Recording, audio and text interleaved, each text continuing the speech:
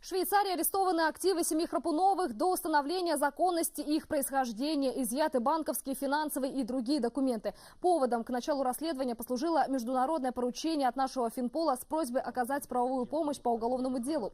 Уполномоченные органы Швейцарии приняли решение расследовать факты отмывания денежных средств, добытых преступным путем. Оценка действиям фигурантов этого дела будет дана по завершению расследования.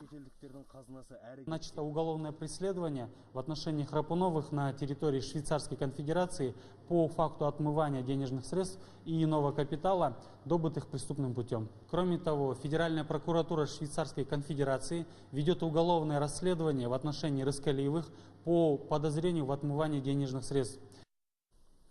Уже установлены 3 банковских счета на имя Рыскалиевых и его близких родственников. Это средства в сумме свыше 100 миллионов евро. Счета арестованы, и финансовая полиция ждет разрешения Швейцарии на право проведения следственных действий на их территории.